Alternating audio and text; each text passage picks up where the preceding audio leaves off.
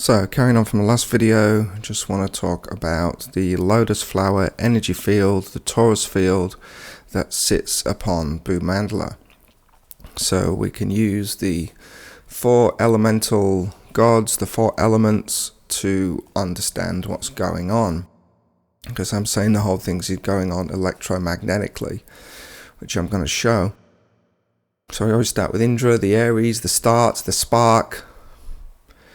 Indra is the spark, he's the lightning, he's the voltage, the DC, the red, the Kshatriya. So he's the voltage, he's the electricity. He literally is the lightning, the thunderbolt. He is the electric thunderbolt. Over here we have the negative, Yamaraj, the ground, the earth, the neutral, the black. Yamaraj is black. And the negative. So there already we have the masculine, feminine, we have electrical circuit, we have the positive and the negative. Varuna representing the current, which is the amperage, the force, the flow, the wave, the actual power. This is all controlled by Varuna. Up over in the north we have Chandra controlling the moon, which is the oscillator, which is the capacitor. You know, the moon is a capacitor. Over the month she will fully charge and discharge. Fertility, infertility. Capacity, division, resistance. The moon is also dealing with resistance, which I'll get into later. But that's represented by the ohms. And the moon represents the phase, so represents the AC current. There's Ohm's law if you want to look into it, if you want to go a bit further with this. But I'm just going to skip that because I want the video to be relatively short. Water and electricity, you've got to remember here, Indra and water. Electricity and water. So the voltage represents the pressure, the current of the electricity represents the flow, the capacity represents the moon, and the neutral represents the earth. All water flows to earth, all electricity floats on earth, air sits on the earth. Earth is the foundation to all things. So just like water and electricity are the same, except just transmuted, they work to the same principles, so does light. Light, represented by Chandra, the light, we saw this in the first video, is an electromagnetic wave. You have electricity here, and you have a wave here. So light is the electromagnetic wave. So all these three guys are working together in synergy, all four. But you've got the three moving energies, the fire, the water, and the air, these all move, and you have the fixed earth. So it's three-phase and neutral system. Three phases, three forces, and neutral. Water, electricity, and light. So, Chandra, water, light. So the three aspects of electricity are magnetism, diamagnetism, and electricity. If we want to create electricity, we have to basically slide a magnet past a diamagnetic substance. So when we generate electricity, we use a magnet and we use a copper coil. Copper also representing the red of the Indra, because electricity flows within the copper. So imagine this is a rotating magnet going past the copper coil. As it spins, every time it goes past, this is the frequency, is creating electricity. So that's simple. That's how electricity is created. Electricity is divine. Electricity comes from the universe. It's not a human invention. So how does the sun create its magnetic energy? So I'm saying the sun, even though it is represented by Krishna, because it's in the material world, it still needs fuel. It still plays by these five elemental laws. Needs hydrogen. So to get hydrogen, to create an electromagnetic hydrogen-fueled reactor, we need electricity and we need water. If we apply DC electricity to water, with the positive and negative from the Yamaraj and the Indra to water, we get hydrogen, as in the Varuna, and oxygen, as in the air. So there it is. You've got the negative Yamaraj, the positive of Indra, creating the oxygen and the hydrogen. Four elements, four elementals. Hydra, water, hydrogen, oxygen, earth, air, moon, air, negative of the earth, positive of the Indra. diamagnetism, magnetism, electricity, hydrogen and oxygen, electricity. These guys also represent the atoms. You have the electron, the proton, the electron, and the neutron. And Yamaraj creates the substance, the actual, the shell of the atom. But that's a whole other video. So we know the Akash, the ether, is diamagnetic because this is what's going to be holding this energy field. So between these four guys, and the sun, an energy field is being created. So we know the sun is being pulled by the horses on the chariot of the sun god by 7 horses, which represents the 7 light spectrums, the 7 chakras, and the 7 planets. So the sun being pulled along through the diamagnetic ether, creating an electrical charge, electrical current, assisted by these 4 demigods. So this energetic field is the torus field. So I showed you in the first video, we showed all the chords of the planets and the chakras, and the only one that missing, that didn't have its own chord, was the torus, was the A sharp. So Krishna, being the sun, never goes far without his bulls, because it's the bulls, the Taurus, that are in charge of the field. This toroidal, this torus lotus field sits on top of the earth. Yamaraj representing the iron. Earth is predominantly iron ore.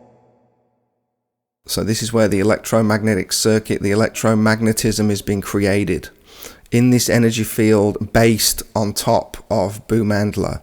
You know, we have the earth, we have the Taurus. Yamaraj is in charge of the Taurus. Bhumi is the cow. The Taurus plows. It's masculine and feminine. So the bull is creating the energy field, the field. The bull is creating the field, and the bull is what supports and holds everything, and he's carrying and supporting all the stars and planets. And this is what it looks like. This is obviously a small magnetic field, but the principle is exactly the same. It just looks like a lotus flower. And this lotus flower is sat upon Bhu-mandala. This is Meru, and this is actually Golden Land.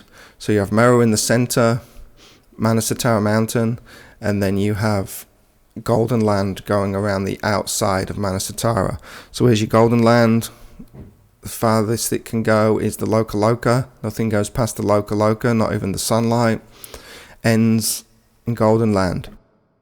So the toroidal field, the lotus, energetic lotus flower, is sat on the center, you know, like the stamen of the flower, the Mount Meru, and it ends in Golden Land at Lokaloka mountain. This is how the field is sat. And it's actually this electromagnetic field that holds the stars and the planets up. And we can prove this just by a simple toy that you buy on eBay. You have the 4 elementals, 4 demigods. You have the Indra being the copper. You have the iron being the Yama, the Yamaraj. And then you have the magnetic electrical field represented by the sun, which creates electromagnetic levitation. So I understand how the sun, the grahas, and the star systems are moving independently from each other, but they are all orbiting circular. So there's some kind of electromagnetic gearing system going on, but at the same time, they are all moving around Manasatara mountain. This will be Golden Land around the outside. And it's this electrical current, this electrical field, the bull, the torus field, that holds up the stars and the planets. So that basically proves it. This picture alone defeats gravity. There is no need for gravity. We know gravity doesn't exist. So they have to be holding up the planets somehow or other. We are in the material world. So it's been held up by electromagnetism, electromagnetic levitation. More electrical terms, just in case you're not convinced. So DC 12 volts, we know we can pull DC 12 volts out of the air, out of the light, with solar panels. I can go into how they're built and made, but I'm just going to keep it quick to keep the video at a decent length. Solar panels create 12 volt DC out of the sunlight. You got the 12 representing the 12 hours of the day, Also the 1 of the Indra, the 2 of the torus field, creating the solar 12 volts. Divine energy. We're just utilizing it. Obviously, we use 240 AC. Actually, we do in England. Most of Europe, I think America uses 120 volt AC. But it's the same principles.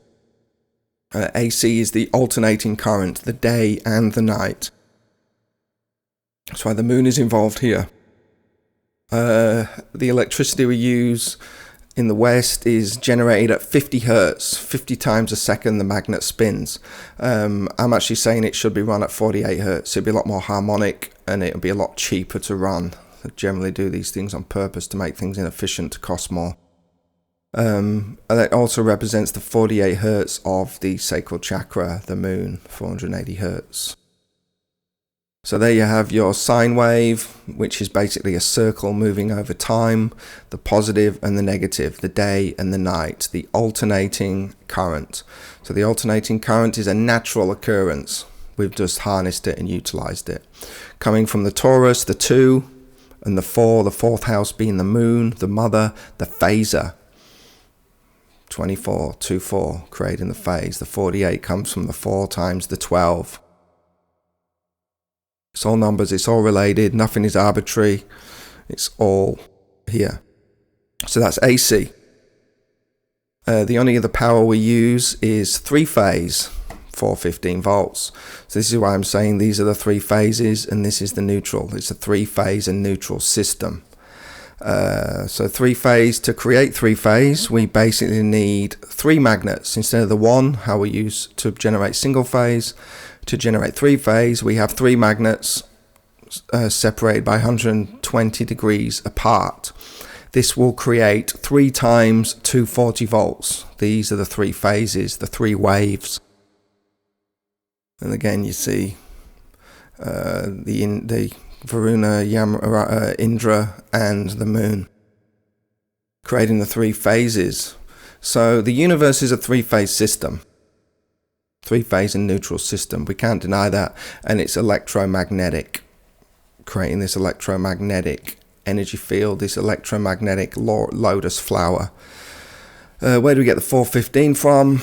Because if you test between 2 of the phases, you will get 415 volts. So the 4 being the moon, the phaser, the 1 being the Indra, the voltage, and the 5 being the 5th house of the sun. The sun. So all electricity comes from the sun, the central electromagnet, which is creating the torus field. It's creating this gigantic lotus torus field, which is levitating the stars and planets, all controlled by the sun and the 4 demigods. Simple. Really, it's simple once you get your head around it. The only electrical properties I want to put in here is we have the sun has a northern path and a southern path. This star delta represents the 2 ways where you can wire a 3-phase electrical motor. So without complicating things, if you want to start something, if you have a lot of load on the motor, you want to get it going, you wire it in star. It takes more current, but it gets things moving. It's got more power. So this is the start. This is the northern path of the sun. It's the starting path of the year. And the delta, remember the sun is always represented by the triangle, like in the first video, solar plexus. We have a star delta system. So the delta is the southern path, the outer. So we basically have a ring magnet. We have a northern pole and we have the southern pole, an inner and outer, conscious, subconscious, masculine, feminine, however you want to explain it. In the next video, I'm going to explain this star delta in detail and explain how all this is resting on the Sheshnag.